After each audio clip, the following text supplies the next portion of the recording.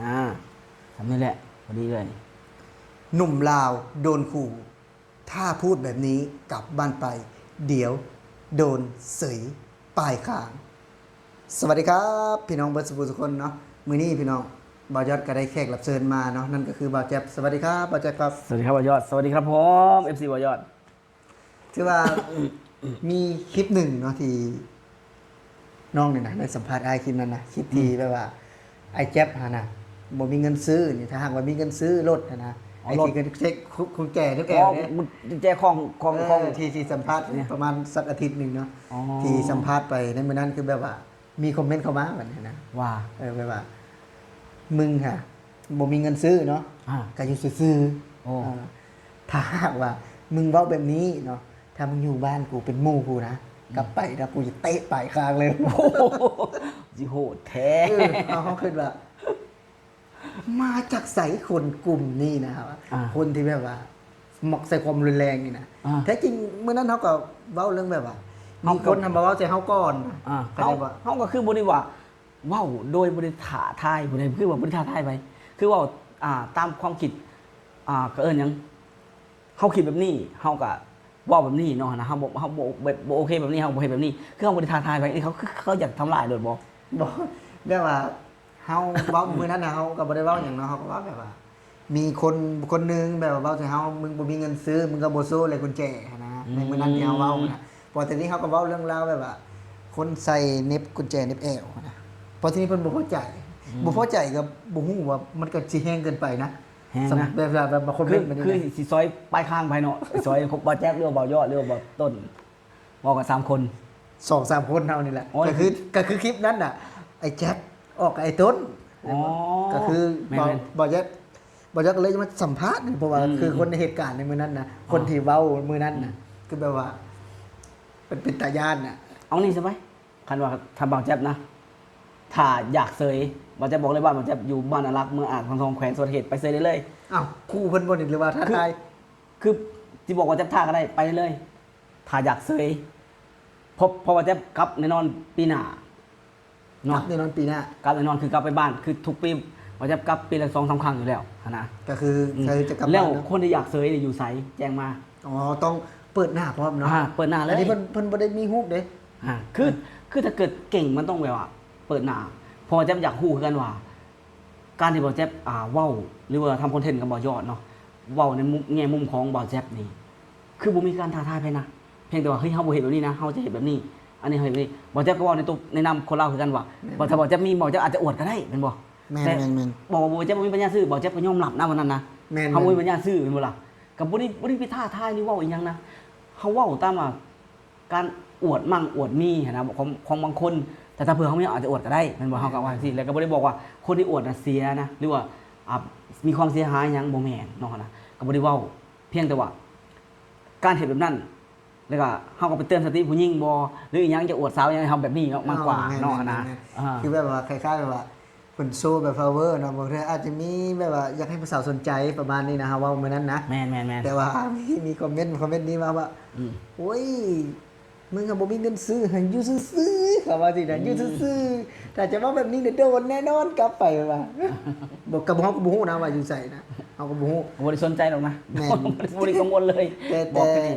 แต่ในลักษณะนี้คือมันบ่งบอกแบบว่าการศึกษาไอ้เจ้า แม่น เนาะอันนี้เว้าในมุมมองบ่ยอดนะมันก็บ่งบอกให้ถึงเห็นการศึกษาว่าการที่เจ้ามาคอมเมนต์แบบนี้เนาะมันบ่งบอกว่าศาสนคติเจ้านี่มันบ่ได้เด้เนาะเพราะว่าบ่แม่นแต่บ่ยอดอะเห็นคนเดียวคือในคลิปนั้นก็คนเบิ่งก็ประมาณ 17,000 คนนะ อืม ก็แสดงว่าในคลิปนั้นน่ะ ก็หลาย คน พัน เป็นหมื่นน่ะ คนเป็นหมื่นเห็น เห็นเจ้าเห็นในพฤติกรรมเจ้านะที่แบบว่าบ่ดีแต่บ่เป็นหยังบางคนพี่น้องคนไทยเพิ่นก็อาจจะอ่านบ่รู้เรื่องก็มีเพราะว่าเป็นภาษาลาวเด้เป็นภาษาลาวที่คอมเมนต์มา แน่นอนแหละการแสดงความคิดความเห็น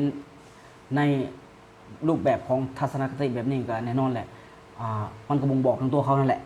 ว่าเขาเป็นคนแบบใดนะคือเขาเป็นคนแบบใดความอคติของเขาหรือว่าวุฒิภาวะทางอารมณ์ของเขานี่คงจะยิ่งกว่าเด็กน้อยอนุบาลอีกเด็กน้อยอนุบาลนี่เขายังแบบว่า อาจจะบ่มีอารมณ์รุนแรงแบบนี้ อันนี้คือแบบว่า เป็นรูปแบบของอารมณ์เรื่องความรุนแรง คืออยากจะทำลายร่างกายว่าสันไป อยากทำลายร่างกาย ซึ่งอย่างที่บอกเบาแจ๊บเองเบายอดเองเบาต้นเอง การนำเสนอในมือนั้นเนาะบริเป็นการไปท้าทายเนาะและบริว่าอีกอย่างที่แบบรุนแรงหรือว่าไปเสียดสีเลยนะก็เว่าตามข้อเท็จจริงตามเรื่องราวที่เขาคิดเนาะ ที่เฮาเห็นบ่แม่นเฮาคิดซะ อ่ะ ที่เฮาเห็น แม่น ที่เฮาเห็น แม่น และคือได้คอมเมนต์แบบนี้เนาะไอ้แจ๊บเนี่ยรู้สึกจังไดแบบว่ารู้สึกย่านบ่หรือว่าแบบว่า บ่ กลัวบ่ บอกนะบอกจะบอกจะเป็นคนที่แบบว่าเขาเอิ้นหยังถ้าบ่ได้ผิดกับบ่ฮู้สิย่านเฮ็ดหยังหันนะถ้าเฮาบ่ได้เฮ็ดผิดต่อไผหรือว่าเฮาไปละลานไผเฮาก็บ่รู้สึกว่าย่าน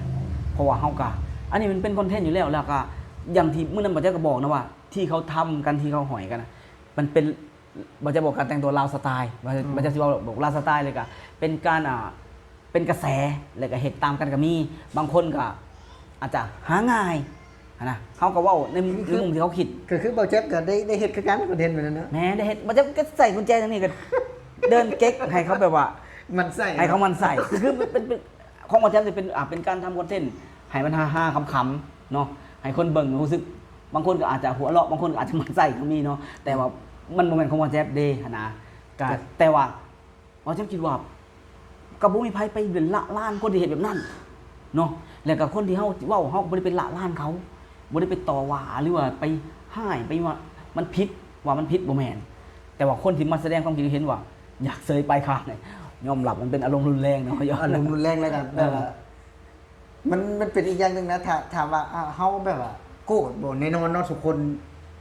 ถ้าหากว่าอยู่ใกล้ๆนี่ก็เนาะก็สิอดได้บ่หมอนี่มาเว้าใส่เฮา คืออยากเซยไปครับคือบ่แจ้วก็คงบ่ได้ปล่อยให้มันเซยอ่ะบ่จะ บ่จะ บอก ตักเสยก่อน บ่ได้ปล่อยให้เซยบอกเท่านั้นแหละเพราะว่าเฮาบ่ได้เฮ็ดหยังผิดบ่จะป้องกันตัวแน่นอน แล้วก็อย่างที่บ่จะบอกถ้าแบบว่า สิ่งที่บ่จะบอกผิดหยังหรือต้องการอยากตำหนิหยังอยากเว้าหยังแบบตอนหนาเลยบ้านบ่แจ๊บอยู่บ้านอารักษ์เมืองอาจสองทองแขวงสวรรณเขต เปิดพิกัดเลยบ่นี่ เปิดเลยบ่แจ๊บบ่ได้สนใจเพราะบ่แจ๊บบ่ได้มีหยังต้องแบบว่ากังวลนะและเปิดหน้ามาเลยเว้ากันเลยคุยกันเลยมันหยังเฮ็ดผิดหยังหั่นนะหรือว่าเม่นเกียนซื่อก็บ่ได้ว่าเนาะก็เม่นไป กายกันแน่นอน เกีย ว่าน ซื่อครับ เจ้าเม้นเนาะค่อยก็ได้สิ่งที่มาเล่าให้พี่น้องคนไทยฟังค่อยก็ได้คอนเทนต์เอาเจ้าก็ได้ความสุขของเจ้า แล้วแต่เจ้า โอ้ค่อยก็ได้ในมุมมอง แต่ ค่อยนะ บอกไว้เลยนะ ถ้าอยู่ตรงหน้าเนาะถ้าคนบ่ได้เฮ็ดผิดหยังสิมาเซยข่อยก็บ่ได้ยอมเจ้าอยู่แล้ว บอกเท่านั้นแหละนะ ถือว่าเฮาก็ได้ก็บ่ยอมอยู่แล้วถ้าหากว่า แม่น เฮาบ่ผิดเนาะ ข่อยบ่ผิดข่อยป้องกันตัวอยู่แล้วข่อยก็ ก็ บอกเท่านั้นเลย มันเป็นบ่ปกติเฮาก็ได้เห็นคอมเมนต์หลายอย่างนะที่มาคอมเมนต์แต่ถือว่าบ่จัดเฮ็ดคลิปมานี่ก็ถือว่าปีกว่า2 ปีแล้วนะที่เฮ็ดคลิปมาคลิปนี้คลิปแรกที่ว่าจะมาเสยไปครั้ง แต่ซึ่งในนั้นบ่ยอดบ่ฮู้นะว่าจะมาเสยไปครั้งบ่ยอดบ่ นึกว่า เพ เจ็บ ราะว่าบ่แจ๊บบ่ต้นบ่เพราะว่า3คนบ่ยอดบ่ได้ออกกล้องเนาะแต่บ่ยอดก็สัมภาษณ์เป็นคนสัมภาษณ์แต่ว่า คงจะถูกเบาแจ๊บกับเบาต้นแน่ๆ ถูกเซยไปกลาง เพราะว่าแบบว่าเพราะว่าคือเฮา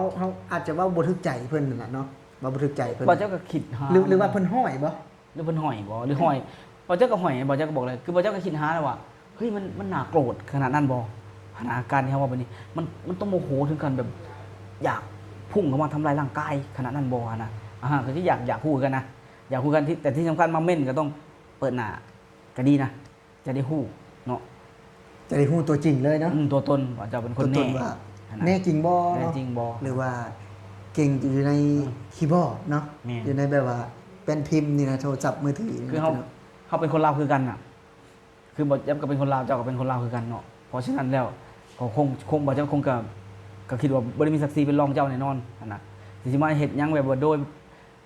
จะมาข่มเหงบ่ยับฝ่ายเดียวเนี่ยคงเป็นไปบ่ได้เนาะบ่จะบอกตรงเลยนะขนาดกองร้อนที่เขาย่านๆกันบ่ยับก็บ่ได้ย่านนะบ่จะบอกตรงนะ เอ้า บ่จะเพียงเลยเพราะกองร้อนก็เป็นเพื่อนกันเป็นเสี่ยวกัน อ๋อ อยู่ เดี๋ยว บ้าน คลิปหน้าพี่น้องเดี๋ยวคลิปหน้านี่คลิปนี้นี่บ่ยอดถามความคิดเห็นเพิ่นเนาะก็แบบว่าคนที่มาคอมเมนต์เพิ่นนี่นะว่าจะเสยไปข้างเพิ่นเดี๋ยวคลิปหน้าบ่ยอดจะสัมภาษณ์เรื่องกองหลอนเนาะกับบ่แจ๊บเพราะว่าบ่ได้เคยสัมภาษณ์บ่แจ๊บที่ใดบ่เคยแบบว่ากองหลอนบ้านบ่แจ๊บนี่เป็นยังไงเนาะเก่งบ่หรือว่าแบบว่า เคยรีดไถบ่แจ๊บบ่สิว่าแบบนี้นะ เดี๋ยวเราลองเบิ่ง บ่จะสิถามในคลิ มั ป น ห ก็ น้า มี เนาะ มีหลายประสบการณ์อยู่เดี๋ยวจะเล่าให้ฟังอยู่ ถือว่าคลิปนี้กับเบายอดเนาะแล้วก็เบาแจ๊บก็ถือว่าหลายคลิปแล้วเว้าในมื้อนี้เนาะก็ถือว่าขอบคุณ FC ทางก่อนไทยที่เข้ามาติดตามและรับชมเนาะ ครับผม ที่ใ ให้กำลังใจเราซัพพอร์ตสำหรับมื้อนี้บ่ยอดสิขอลาพี่และน้องไปก่อนเบิดสุขสุขคนเนาะสวัสดีครับพี่น้อง สวัสดีครับผม